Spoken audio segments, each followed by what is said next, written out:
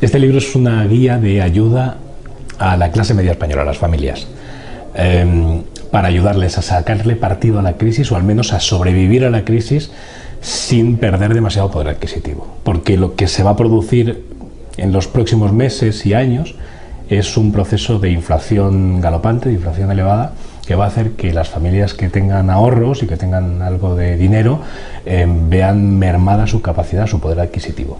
En España tuvimos nuestra primera crisis, nuestra propia crisis, que fue la crisis del ladrillo. Nosotros teníamos una burbuja y la burbuja explotó. Junto a esa burbuja explota otra burbuja que se produce en los mercados internacionales, que es la burbuja del crédito.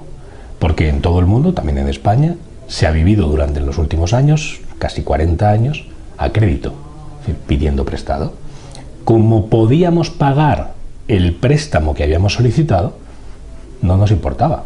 Llegábamos a pagar, no había problema, teníamos tarjetas de crédito, llegábamos a pagar, comprábamos una casa más grande, llegábamos a pagar, incluso el banco tenía a bien darnos un poco más de dinero para que nos compráramos un coche mejor. Pero como lo podíamos pagar porque había trabajo y había dinero, todo funcionaba correctamente.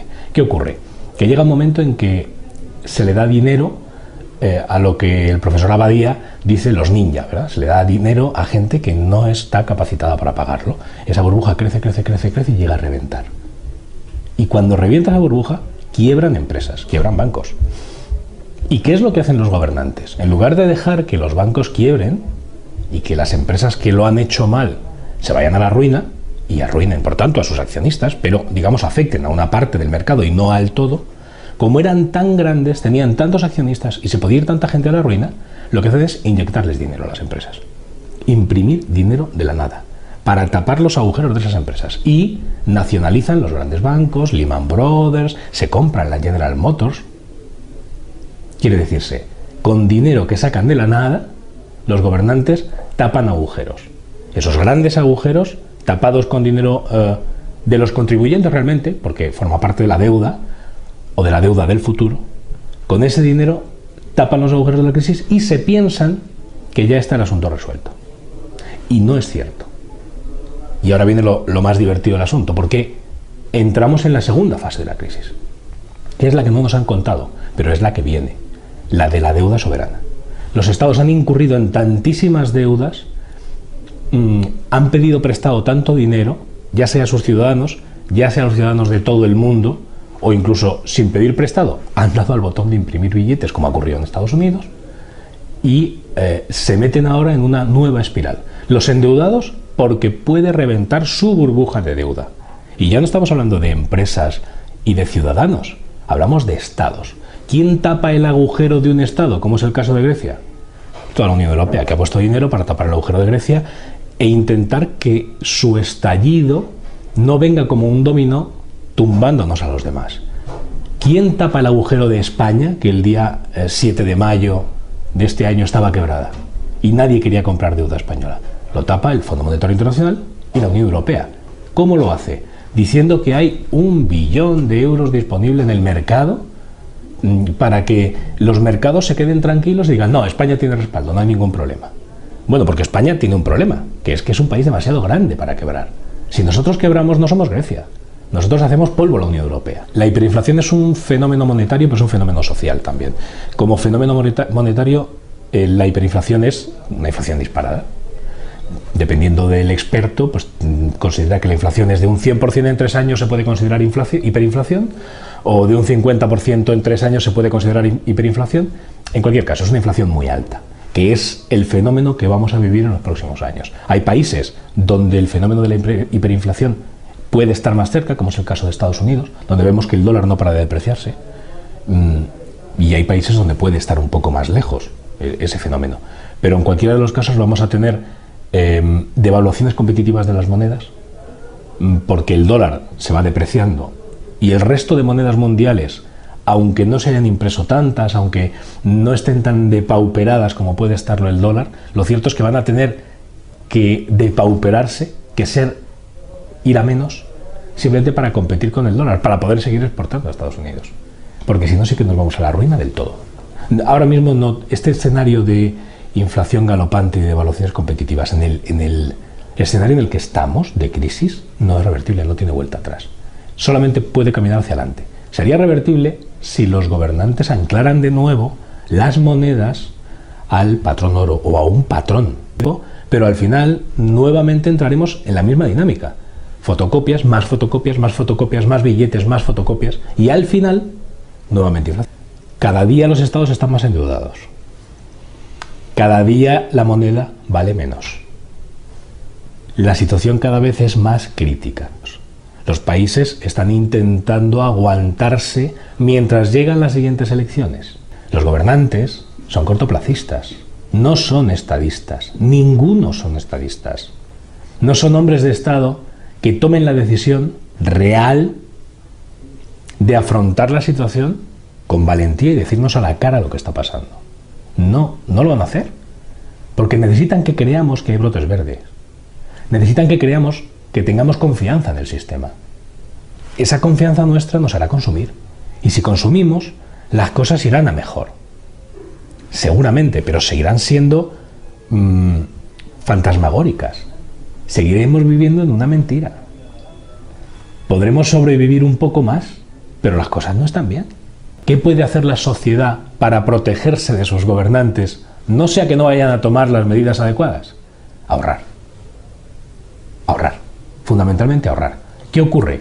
Que como el dinero se está devaluando, no puedes ahorrar en dinero. Tú no puedes almacenar billetes, porque con el paso del tiempo esos billetes cada vez tendrán menos valor.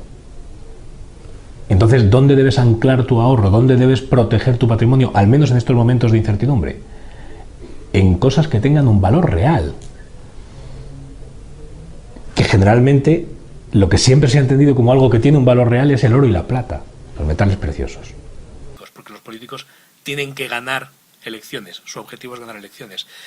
Y si dejan que Grecia quiebre, si dejan que la situación en Europa se complique muchísimo, si Estados Unidos deja que su tesoro, que el tesoro nacional llegue a quebrar porque no salgan al rescate de ciudades y de estados que están prácticamente quebrados, los gobernantes perderían las elecciones y ese no es su objetivo. Por tanto, no van a permitir que eso ocurra. De modo que van a seguir permitiendo que las divisas se devalúen, se depauperen de forma constante, continua, hasta el final de los tiempos. Entonces, ¿nosotros qué hacemos ahí? Protegernos. ¿Cómo? Mi recomendación fundamental en el libro, y es con lo que termino el libro Yo tengo un plan, es comprar oro.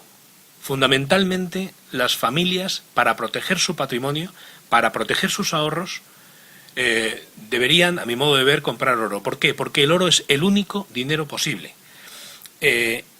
Digamos que cuando el dólar, que ya no tiene ningún tipo de respaldo, el euro, que ya no tiene ningún tipo de respaldo, continúen en su camino de devaluación, mientras tanto estará el dólar sustentado sobre sus propios principios y sobre su propia esencia, de ser un material escaso. El oro, quiere decir. El oro, perdón. Sí. De ser un material escaso, de ser fraccionable, de poder ser utilizado como factor de intercambio de bienes y servicios, pero también como reserva de valor, que es algo que las monedas ahora mismo ya no tienen, ya no son reserva de valor.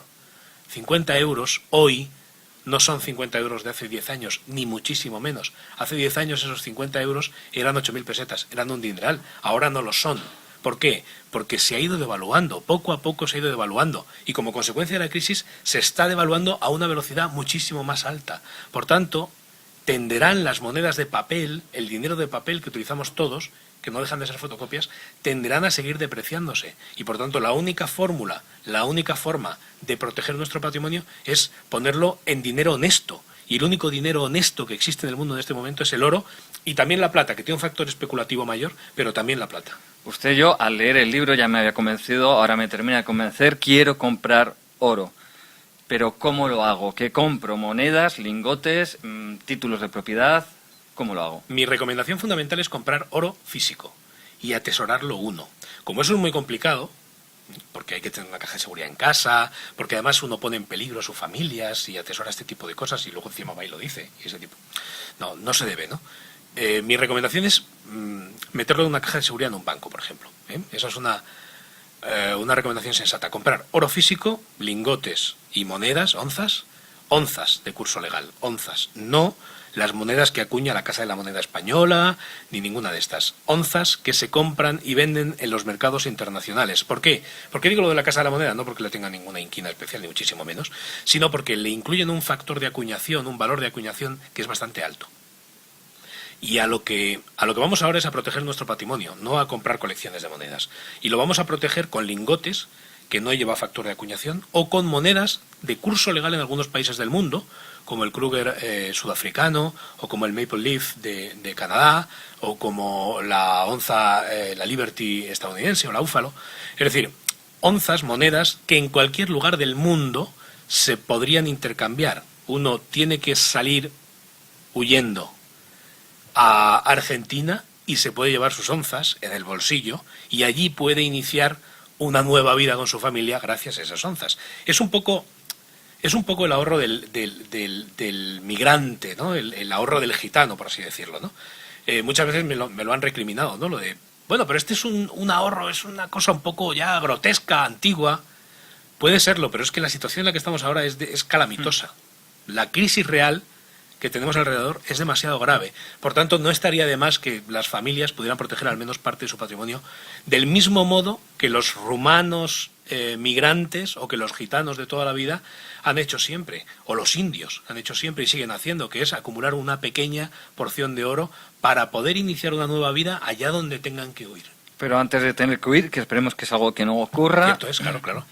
¿Dónde guardamos este oro? Bueno, porque claro, si es una cantidad pequeña lo puedo guardar en casa, pero sí, la idea es invertir. Claro, no, por supuesto.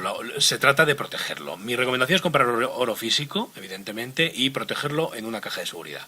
Esa es la fórmula ideal.